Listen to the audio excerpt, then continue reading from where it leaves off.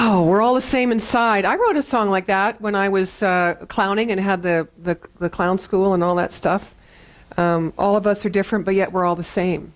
It's how we love ourselves each day that makes the world okay. Sure. My mind's somewhere in outer space anyway. All of us are different, but yet we're all the same. Oh, wait, I have to do it in my clown voice. Right? Oh, I'm really going to freak the newcomers out if I do that. All of us are different, but yet we're all the same. It's how we love ourselves each day that makes the world okay. Some of us like to sit and listen. Some of us just love to talk. Some of us like to shower in the rain or somersault instead of walk. But all of us are different, but yet we're all the same. It's how we love ourselves each day that makes the world okay. So no matter what all happens, so no matter what people say, remember it's you who makes the difference and makes your world okay.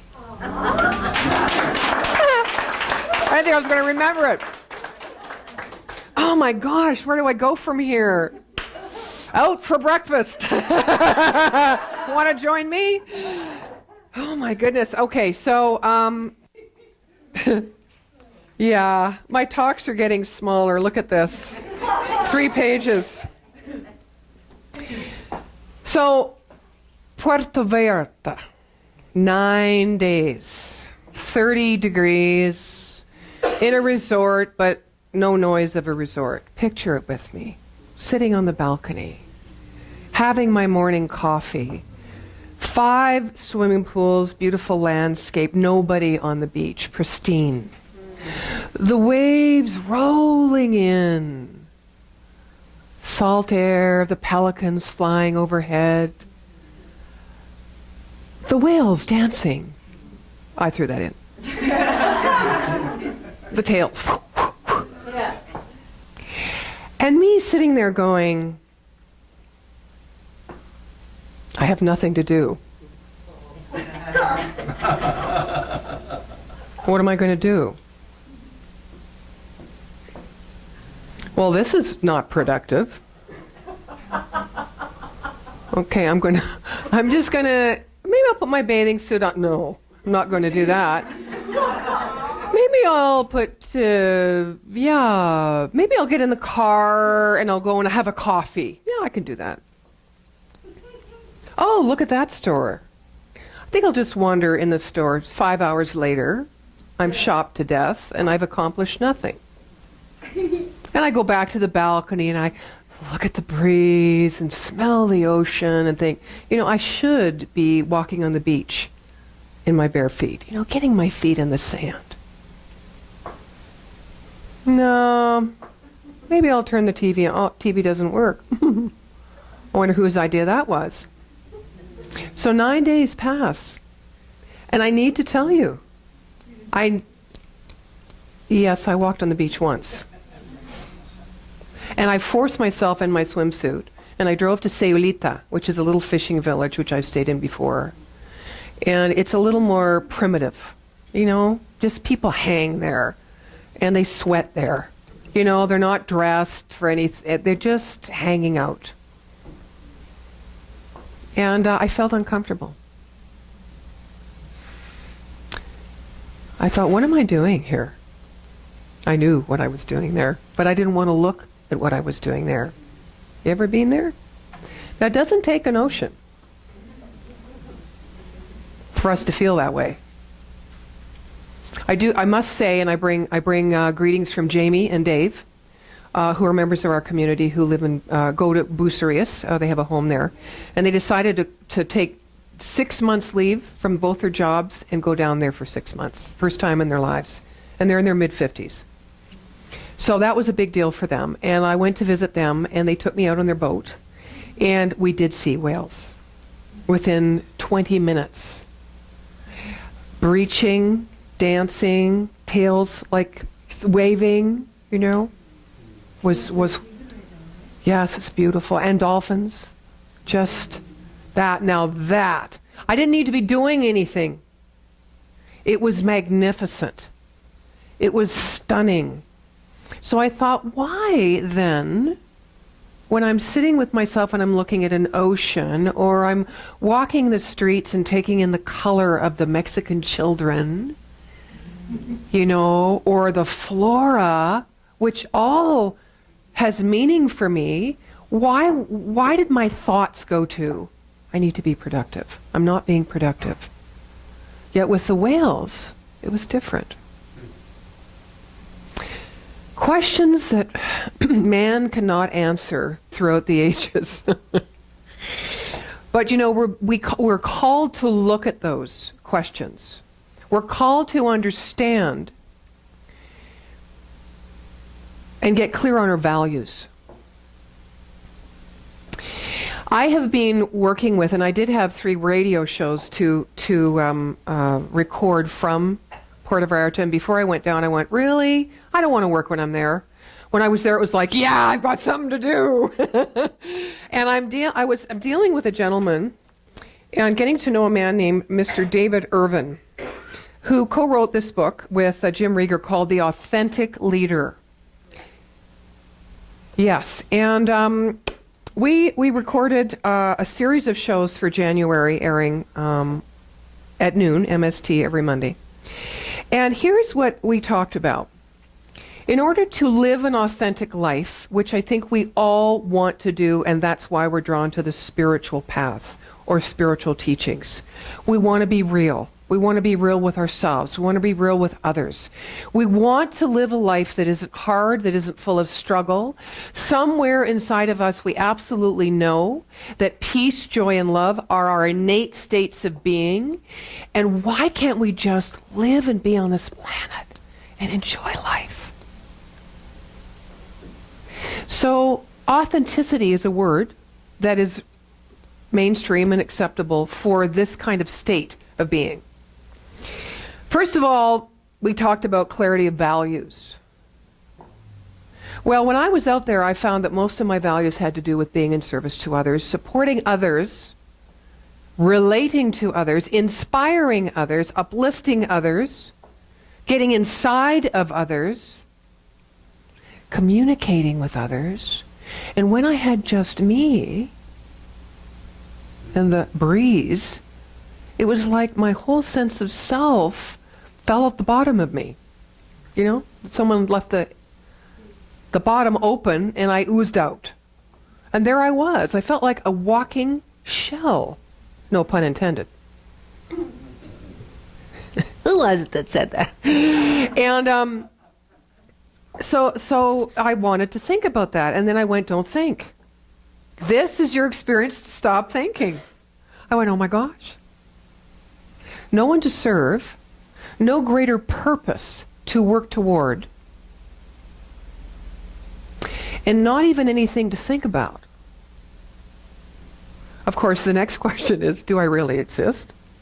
And you know, having been a metaphysician for so long, this is fodder for a very deep conversation. One of the things we talked about was, you know, we're enough because we exist. And I teach this principle, right? We teach what we need to learn. Even David said in our discussions, you know, I teach authenticity. And yet we tried on our third interview to not script it together. I didn't send him the questions. So we weren't ready. We weren't together intellectually. I scripted it for myself because I know me. I can go way over here. I've learned to know that I am exactly where I'm supposed to be at all times. But when you're communicating with someone and we have an intent or an objective, we need to come together. Well, David was left floundering. And I kept tying him back and bringing him back. And at the end of the interview, he sent me an email. He says, I didn't feel very good about that email. That interview. I felt that I wasn't focused. But we were talking about being centered. Centering ourselves in our authenticity and our leadership. Centering knowing our worth outside of our work. One of the great things we talked about too was, let's stop proving ourselves and let's just express ourselves. And that probably was the nut that was eating at me the whole time I was there. I have been proving myself for so long. that I think I'm living authentically, but underneath it all, I don't let myself be. Do you let yourself be? And I'm not talking about, carving out some quality time in a day or in a week just to hang out and not have to do anything. Do you let yourself just be? Do you know the importance and the value of connecting to what we say we come to a community for, what we say we read for? We do courses, we personal best or landmark or science mind or whatever we do. We go to groups, we get support, we speak our truth, as uncomfortable as it may be sometimes. Why do we do all of this? Do you know that's still doing? It's still doing.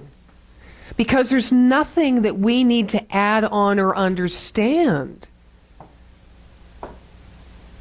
that we don't already know if we just let it be. If we let ourselves be who we are. So who are we? I'm talking about the heart of altruism. Google says a synonym for altruism, or the altruist, is being a philanthropist. Now, I've started working with this word over the last year because I had a real deep suspicion that because of my belief and my experience of being an inspiring, supportive person in service, I was a giving person. But philanthropy has a lot of things attached to it. It has the desire to serve others, to go beyond your own selfish idea or self-centered concerns, and be there for the greater good.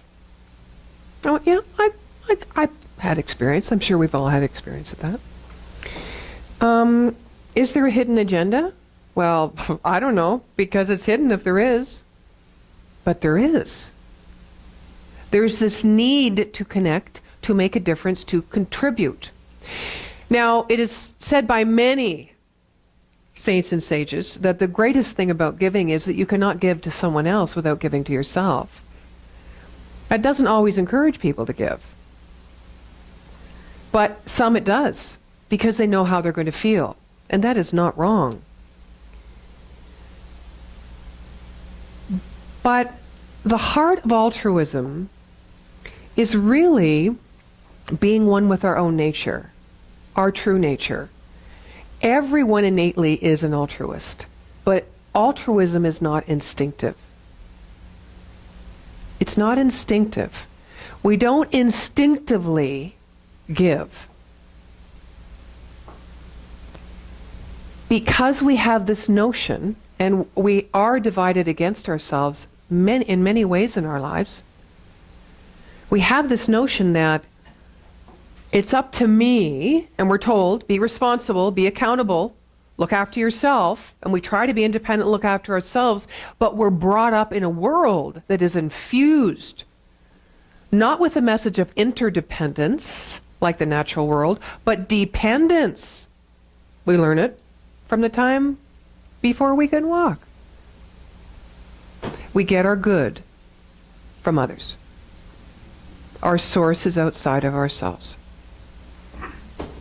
And so a lot of our givingness and a lot of our natural altruism, which is to give, is to prove and to get back, even if it's not conscious, rather than just give because it's a natural form of our expression.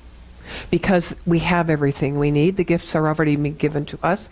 We don't need to look outside to be given anything or to get anything, but we need to look outside to see the reflection of who we really are. It's harder in an ocean wave than it is in a person's eyes. I noticed that because my behavior has always been in a person's eyes. We're rehearsed. We have a pattern. When we have no one to look at, no one to talk to. When I have no one to look at, when I have no one to talk to, I have an entirely different sense of self. And it's not that I'm uncomfortable in that self, But I still have this overriding idea from my subconscious mind, which collects all of those conscious thoughts and forms patterns and creates my experience, that I am here for a specific purpose. Because if nothing else there is to hold on to, at least we can hold on to our belief about who we think we are and what we are here to do. So my experience that I brought here to share with you today was that I noticed that when I let go of even that, it felt like I was skidding. I remember once I tried skiing when I was very young, never tried it again.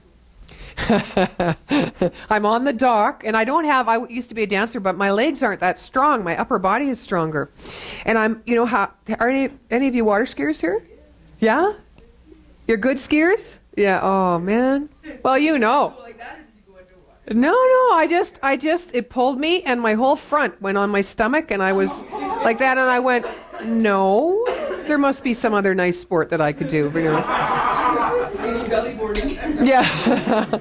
When I learned to dive and I took diving lessons, the first was a belly fly. I don't know what it is, But anyway, that's what it felt like. When I had nothing to see my reflection in, it reminded me of that first day of water skiing.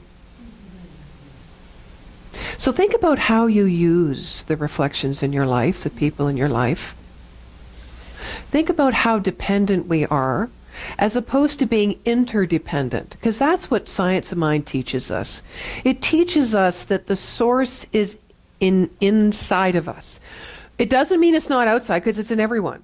It's in every plant, every fish, everything, wind, it's everywhere, right? It expresses diversely, as you sang about.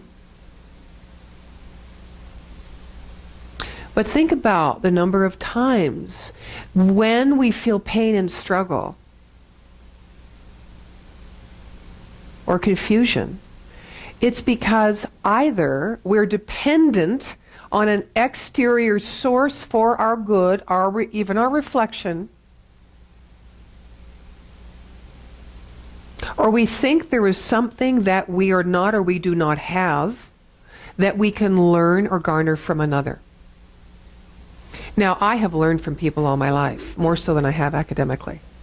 I am a student of life. I know you all are too, to some degree or another.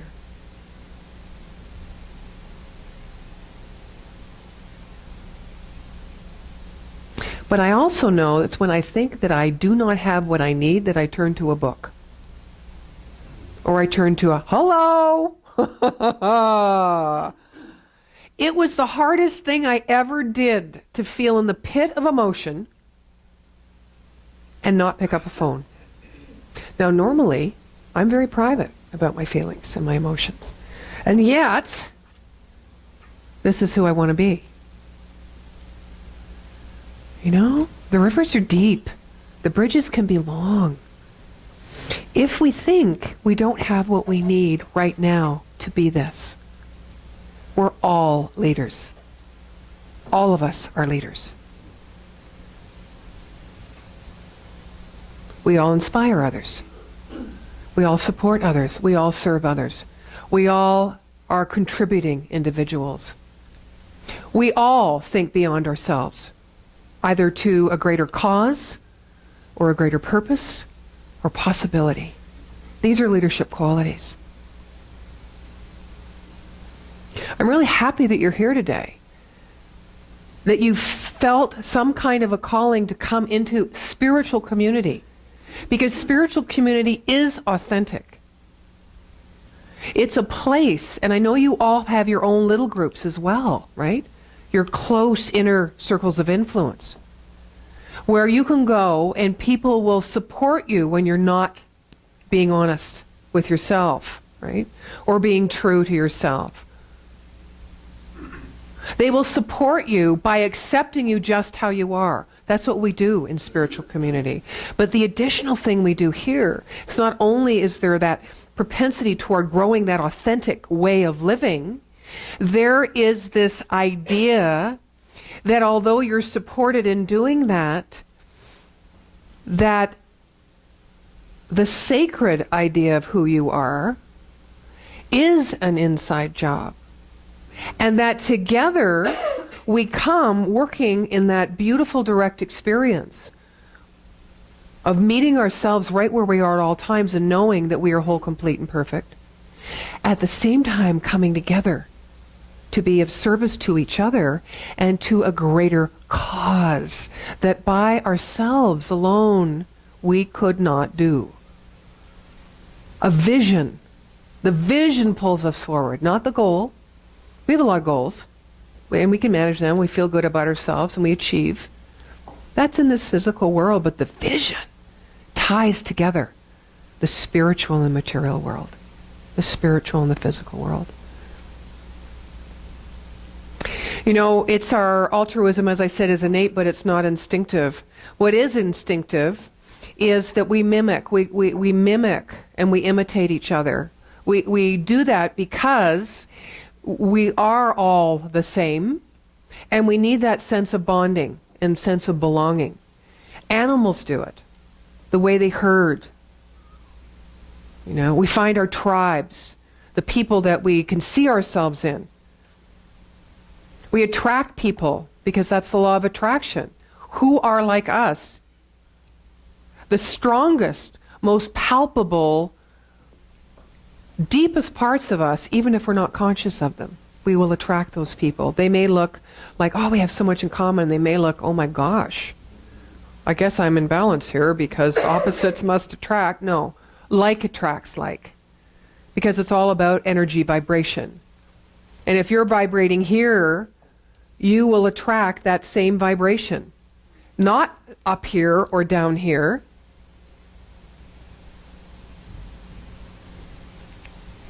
So here I am, looking at the ocean.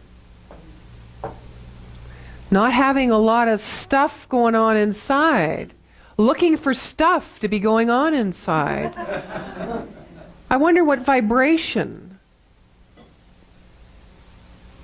I was.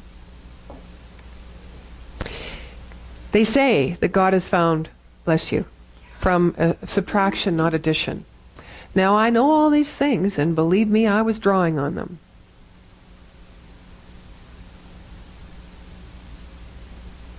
I have long since, and I never knew it, wanted to be still enough that I could just accept where I was. What a gift. What a gift. I stayed in the condo of my friend who passed away on December 4th. Yesterday I did her celebration of life service. She would have been 71. It was her birthday. And 2 days before she died, she said, go. Use my condo, use my car, use my whatever. Go, use my ticket, go. I thought, oh, that was a lovely gift. Until I got down there and I went, now I see what I was meant to see. So the heart of altruism, it sounds like a big word, but we are all altruistic in nature because we're born with everything we need, and the only way to experience the gifts in life is to be that. It is that simple. It is that simple.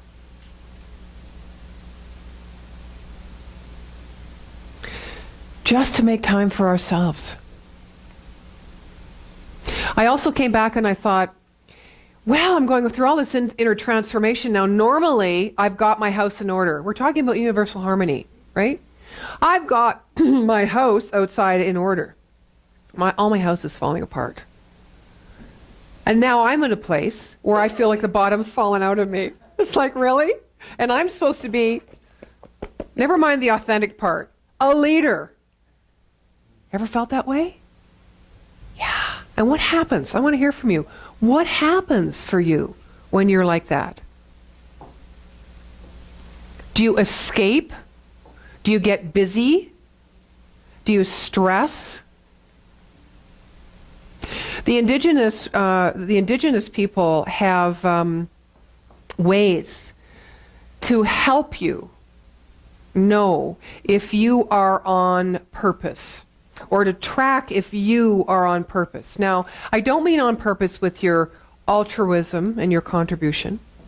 I don't mean if you are on purpose with your to-do list, or on track. I mean if you are on purpose with coming into the center, to be centered in yourself, knowing your worth, delighting in, as Ernest Holmes says, just being here to express what you were born to be.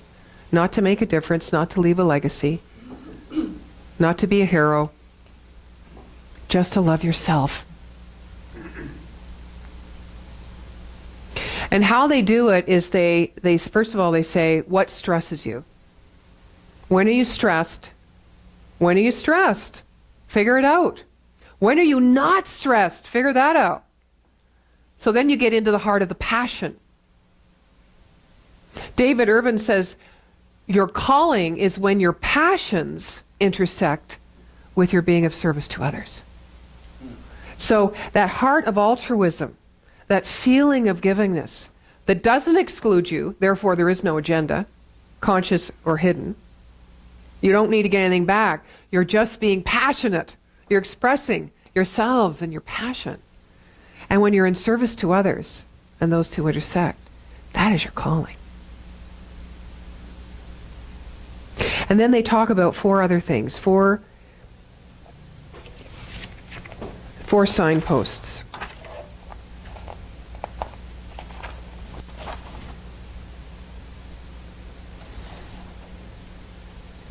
Yeah, I haven't even, okay, so, when I don't use my notes, I have no idea where any of it is anyway. One is inspiration. Are you inspired? One is, are you clear on your values? One is, are you in service? So that you have a way to go beyond yourself. And the other is, are you love? Inspiration, clarity, service, and love. And if you have those four, that's how you track if you're on purpose. So it goes back, doesn't it, to the journey, not to the outcome. We're constantly being called back to detach from who we think we are, to be the truth of who we are, and not look for specific outcomes or results. And that's difficult. So I honor you on this journey, because I'm there with you. Absolutely 100%. And I think the heart of altruism, just to conclude, is that place in each one of us that can be in service, not to what we selfishly need because we think we have not, but in service to the glory and the magnificence of who we are, who we have been born to be, which is just who we are in this very moment right now. That's it. There ain't no more. This is it. So when you go away on your next trip, have any of you traveled just by yourself? Where have I have never gone on a trip by myself. I'm 60. I must be in the dark ages. And I think I'm an adventurous spirit. Wow. Wow, I'm honored to be in your presence. You know so much. You were all wonderful teachers. Listen to yourselves. It's all right there. Thank you. Thank you for your presence. Thank you for your journeying. And thank you for bringing your natural heart as an altruist into this space. This is our living room. This is where we get to live and just be who we are as we come together and divine our own spiritual truth and say, yes, thank you, God. And so it is. So it is.